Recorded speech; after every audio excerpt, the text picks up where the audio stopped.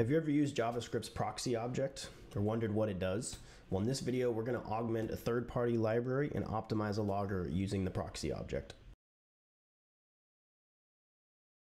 So first thing we're going to do is let's come over to VS Code. Let's create a new directory, new project called JS Proxy. Call it whatever you want.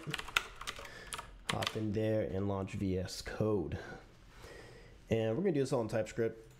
So here we are in our development environment in our project, and let's go ahead and init a new project and install a couple of obvious helpers. So we'll do nodemon, we'll do ts node, and types node. Do this all in TypeScript. And nodemon by default is always looking for some kind of index.js or ts, whatever is in your main entry in your package JSON. So we'll go ahead and update that to ts. And we'll create a new folder or file, sorry, called index.ts. Get that rolling, and then down in our terminal, we'll go ahead and kick off nodemon like this. And just to make sure it works, let's do a good old console log. Hello from Gemini. Save that, make sure that we are getting something. Boom, there we go. So we're gonna start out with a simple script that is going to create a logger, create a large object, and then log it out. So to do that, we're gonna go ahead and just say logger equals console. This creates kind of a new logger. And in order to create a big old object, we're gonna just say large object. To make TypeScript happy, we're going to go ahead and say, you know, it's of type record. And we're going to use this new array business to basically create a big old object. So we're going to say a new array of size 10,000 times 1,000, big old large number. But this number lets us kind of see the performance issue that we're going to call out in the logger later on. And we'll go ahead and just fill it with empty strings, and then iterate over that. And for each of those empty strings, string and index, we're going to populate this large object with a field. So we'll say, whoops, give it the index here equals string, doesn't really matter. And now let's log it out. So we're going to say logger info. Good morning. Show you Nabed in the morning. And then we're going to say debug. The thing here, though, is like if I just print this out, number one, it's going to take a long time. Number two, it's going to blow up our console terminal. So what we're actually going to do here is we're going to JSON stringify the large object.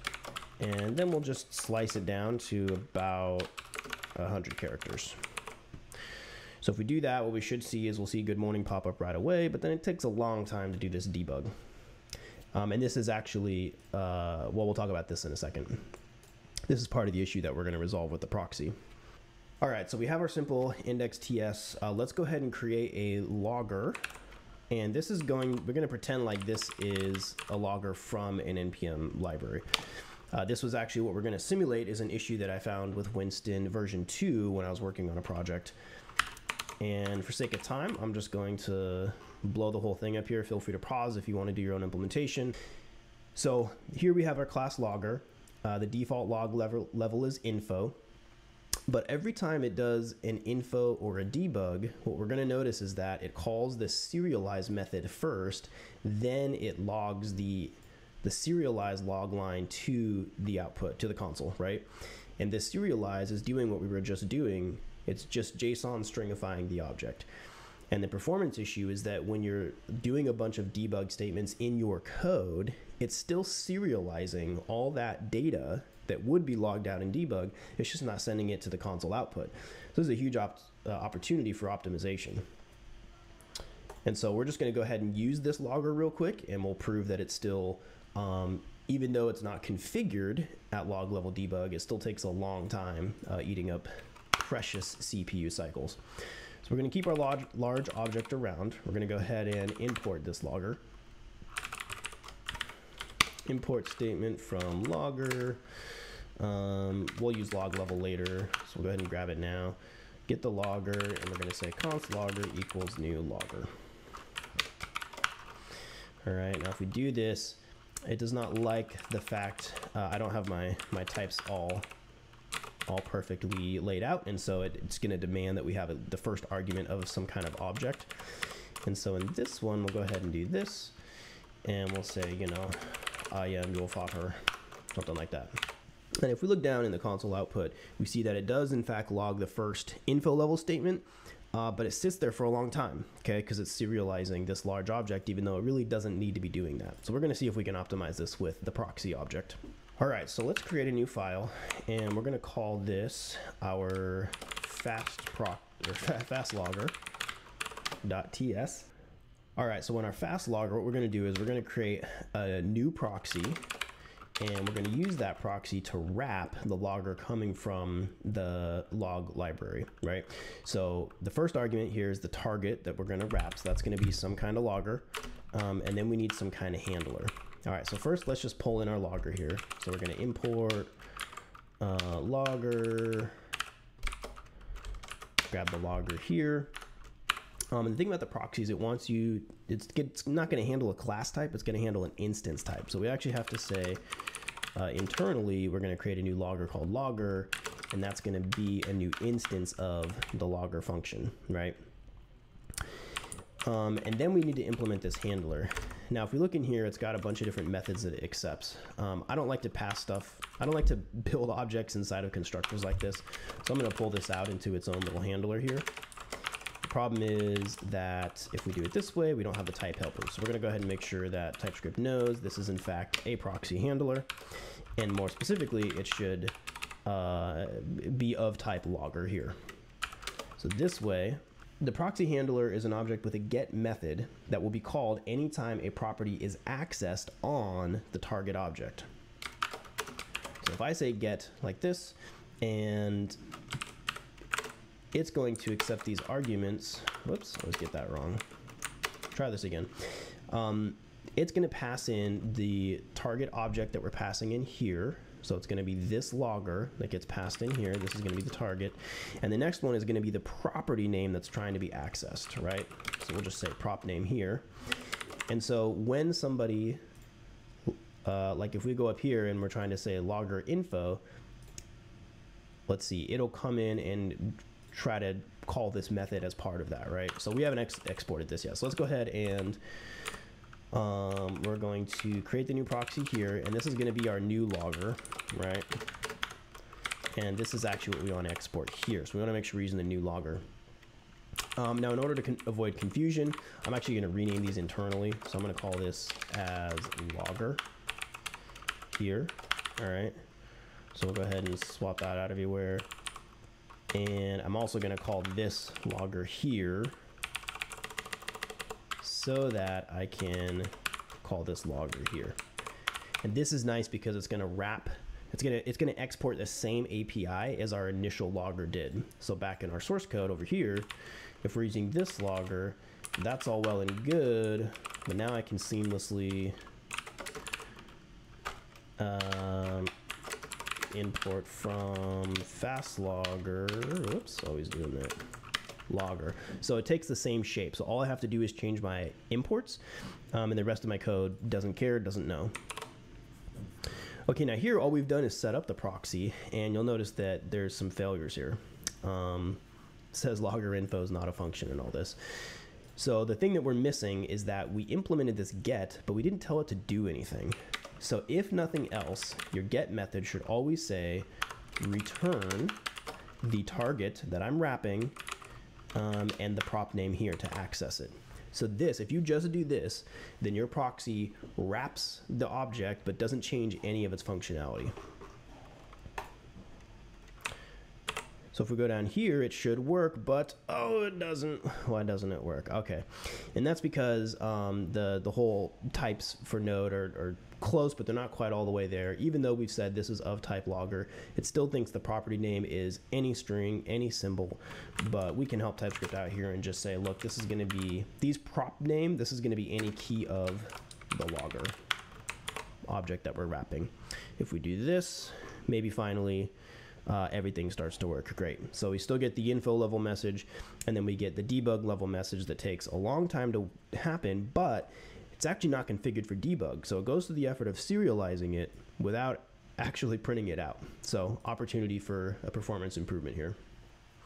All right, so now that we've got our proxy set up, we actually want to go in and we want to say, if this is log level info, go ahead and run it.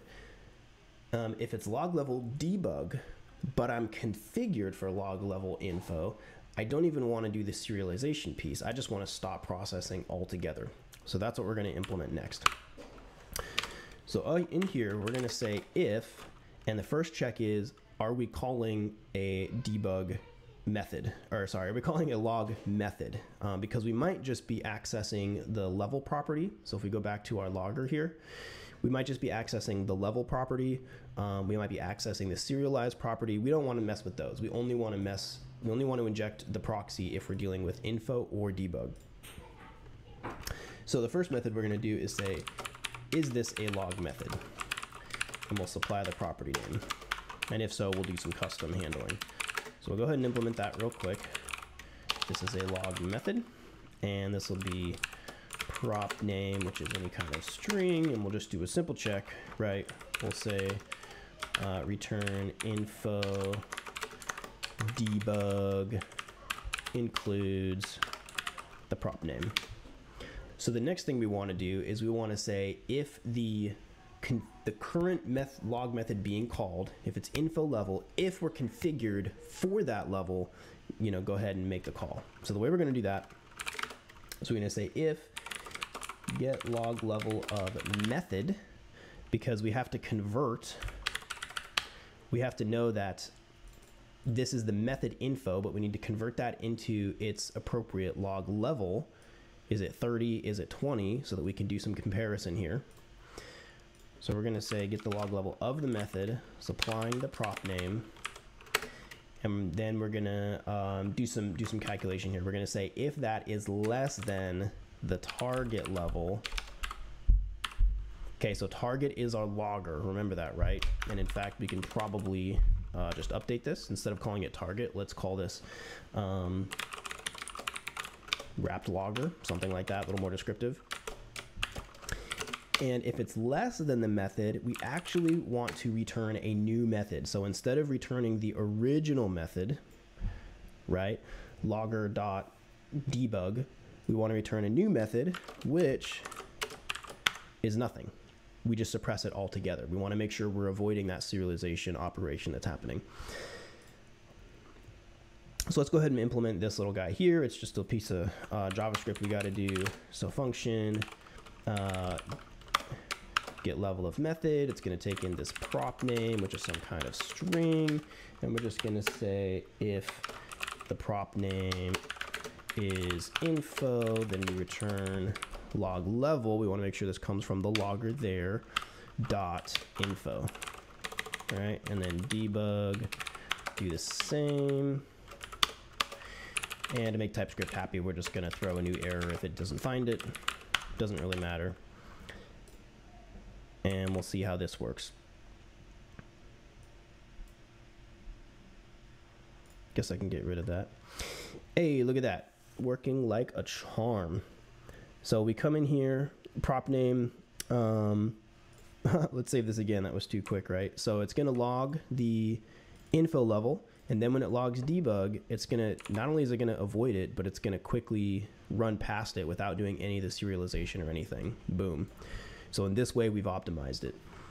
And then we can come back and just to prove, just to double convince ourselves, I can update the level to log level.debug. And I see the info statement getting printed out down here below. It also takes a while it serializes the debug. And there we go.